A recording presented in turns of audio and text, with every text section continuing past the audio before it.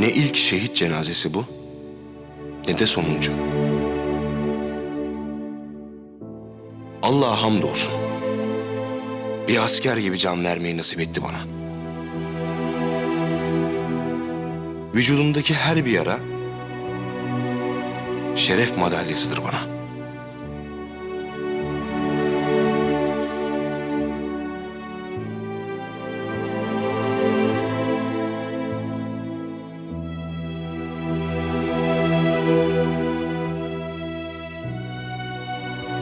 Ayrılık ölümden beter diye boşuna dememişler.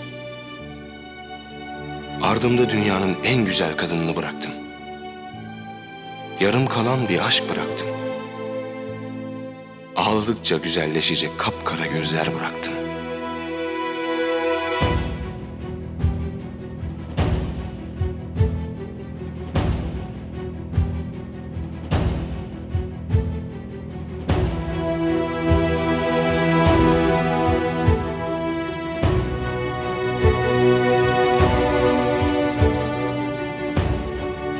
Keşanlı nasıl kıskanır şimdi benim? Neler vermez yerimde olmak için. Çaylak. Öz kardeşim olsa ancak bu kadar severdim. Aşık. Aşığım. Yanık sesi dertli gecelerin dert ortağı. Ardımda bir sürü kardeş bıraktım.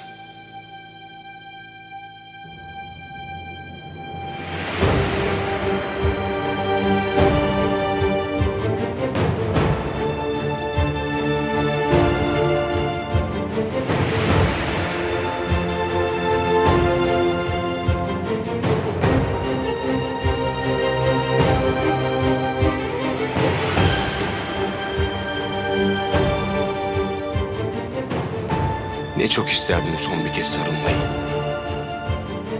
Bir kış gecesi dağlarda beraber olmayı. Sabah olmuş, bulutlar altımızda. Üstümüze sinmiş barut kokusu. Ne çok isterdim son bir kez omuz omuza çarpışmayı.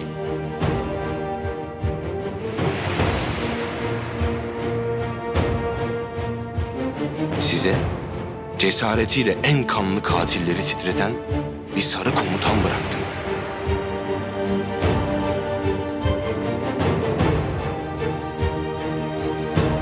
Topraktan geldim. Toprağımız için savaştım. Şimdi toprağa gidiyorum. Binlerce, on binlerce, yüz binlerce şehidimizin yanına. Size her karışı için can verilmiş bir ülke bıraktım. Hayat bu. Kırgınlıklar, küskünlükler de var. Alıp başını gitmek de var. Ben herkese hakkımı helal ediyorum. Size tertemiz bir vicdan bıraktım. Benim hikayem bitmedi. İşte şu güzeller güzeli kadının kalbinde uzunca bir süre daha yaşayacağım. Çaylağın gözyaşlarında biraz daha kalacağım. Aşığın sazının tellerine vurdukça muhakkak aklına geleceğim.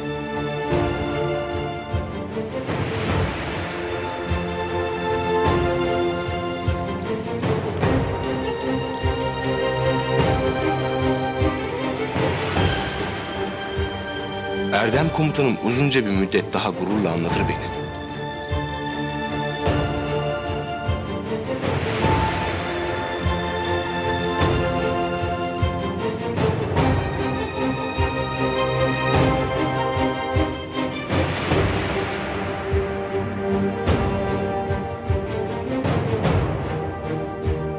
Eylemin uykusuz gecelerinde muhakkak yanında olacağım ben.